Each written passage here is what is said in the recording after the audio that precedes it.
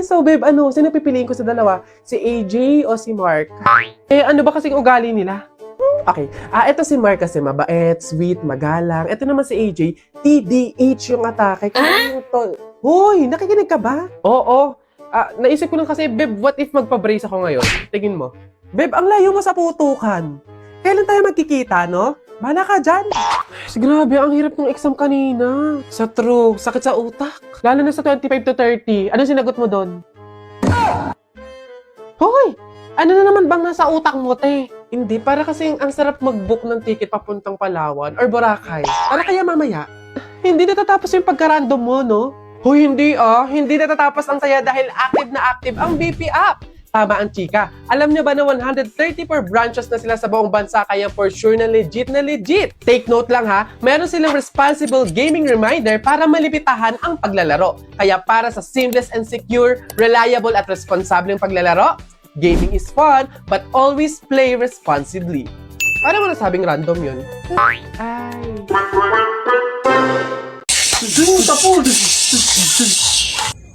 Hi sa inyo! Ako nga pala si Buboy. Bagong lipat lang kami dito eh. Oo, nakita namin kayo kagahapon nung naglilipat. Sali ka ba sa laro namin? May pellet ka ba? Tara, baril-barilan tayo, ano? Ay, sorry, hindi na ako naglalaro ng mga ganyan-ganyan simula nung nakilala ako sa barangay namin dati eh. Magaling kasi ako sa flip-top. May kilala din kami dito eh, yung si Jepoy. Magaling din yung sa flip-top eh. Tatalunin ka nun.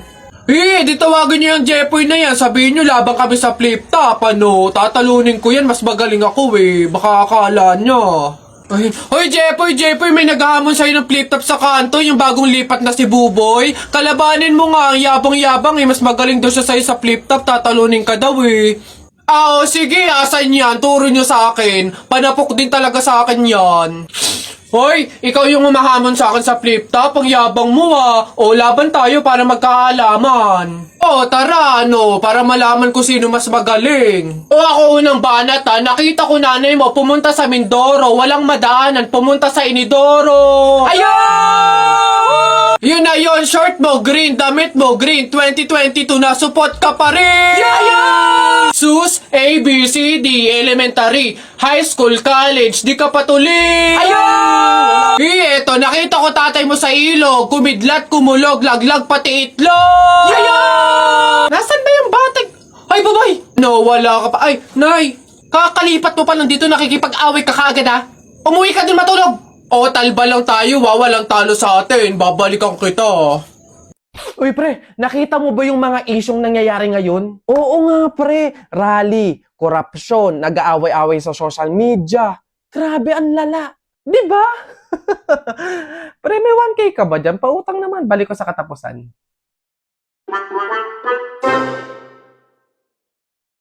Uy, Cheryl, thank you so much sa pagbisita. Nag-enjoy talaga ako buong araw, promise. Welcome, Beb, at salamat naman sa pagpapatuloy mo sa akin, ha. Una na ako, ha. Bye! Bye, ingat! Shucks, malilit na ako sa pupuntahan ko. Nasaan na ba kasi yung kwintas ko? Dito ko lang yun nilagay, eh. Wow, Beb! Ang ganda naman nito! Bagay sa akin. Joke! Over naman sa judge. Ba't naman niya kukunin yun, di ba? Tsaka friend ko yun eh. Bala na nga.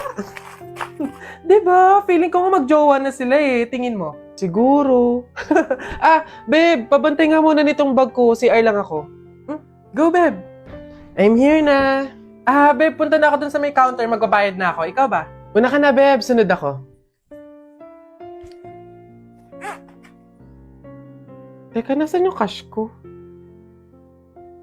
May cash akong dala.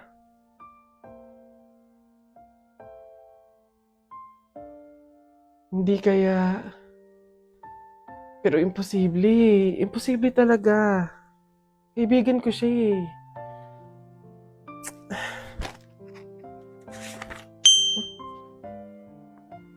Ay, ang ganda naman ng prene ko. In fairness. Teka. Kwintas ko ba to? Hello, Cheryl? Nakita ko kasi yung story mo eh. Huwag kang magagalit ha, pero umamin ka nga sa akin. Kwintas ko ba yung suot mo? Babe, sorry ah. Siguro baka naiinggit lang ako kasi meron kang mga bagay na hindi ko mabili. Yung kwintas na kinuha ko sa'yo, ganong kwintas kasi yung gusto kong regalo sa nanay ko eh. Kaso nga lang mahal, kaya hindi ko mabili. May mga damit din akong nakuha sa'yo kasi sa tuwing nakikita ko yung mga kapatid ko na lalabas, wala man lang silang magagandang damit na naisusuot. Babe, sorry ha. Kasi yung pera na nawala sa bag mo, ako din yung kumuha nun. Binili ko kasi ng gamot tsaka ng pagkain si tatay eh. Kasi noong mga panahon na yun, nasa hospital siya. 1 linggo na kasi siyang may sakit. Babe naman, sana nanghingi ka na lang or nanghiram. Babe, tutulungan naman kita hanggat sa kaya ko eh. Kasi kaibigan kita. Babe, wala talaga akong mukhang maiiharap sa'yo. At wala akong ibang masabi kundi patawad. Kasi sa kabila ng pagkakaibigan natin eh, nagawa ko pa yun sa'yo. Pero nangangako ako na kapag ako nakaluwag-luwag, maiibalik ko din lahat yun sa'yo. Alam mo, ang hirap naman talaga ilaban ng buhay tsaka ng mundo eh. Ang daming mga kasamaan, pagsubok, kahirapan. Darating talaga sa punto na idadapa ka ng mga yun. Pero sa kabila ng yun, kahit hindi na natin alam yung gagawin natin, piliin pa din nating lumaban ng patas. Magpakabuti kahit hirap na tayo sa pagdadala ng buhay. Masaya sa pakiramdam yung ganun eh. Basta lagi nating tandaan na walang masama sa paghihintay. May kapanahunan lahat ng hinihiling natin.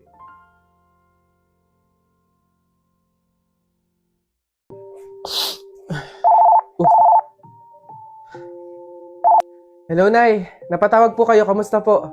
Anak, baka meron ka pang 10,000 dyan. Pang dagdag lang sana sa pang-araw-araw dito sa bahay. Nay, di ba po kakapadala ko pa lang ng 15,000 nung nakaraang linggo?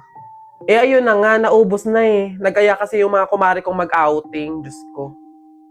Nay naman, malaking halaga po yun. Sana naman tinipid ninyo.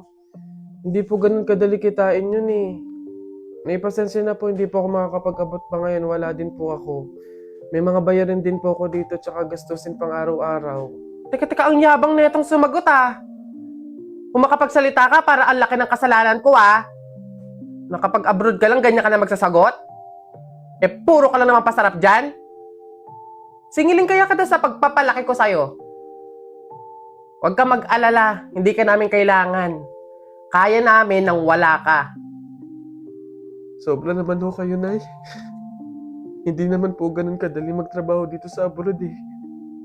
Kasi lahat salo-salo mo.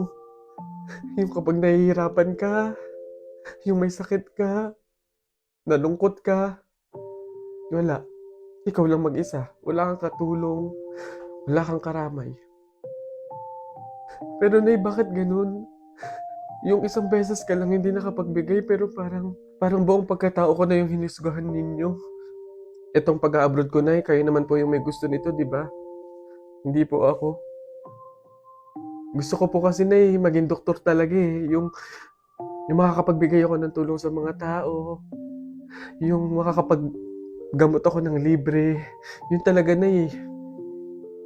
Kaso mahirap kasi tayo eh. Kaya itong pag-a-abroad ko, pinili ko na lang to para sa inyo.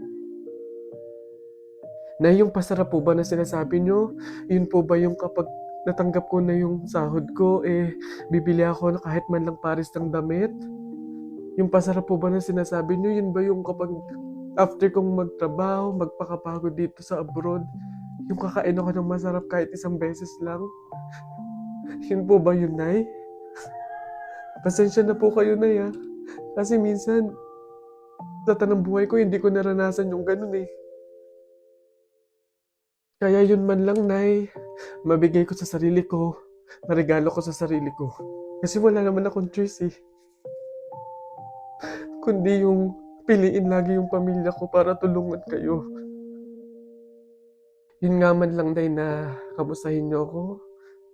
Kailan ko kaya ma-experience na yung tatawag kayo sa akin, yung magme-message kayo sa akin para kamustahin lang ako. Yung hindi yung manghihingi kayo ng pera, yung hihingi kayo ng ganito. Pero wala eh. Hindi ko alam, Nay. Hindi ko alam kung bakit sa kabila ng paghihirap ko, sa kabila ng pagpili ko sa pamilya ko kaysa sa pangarap ko, hindi ko alam, Nay, kung bakit ganito pa yung mga sinasabi niyo sa akin.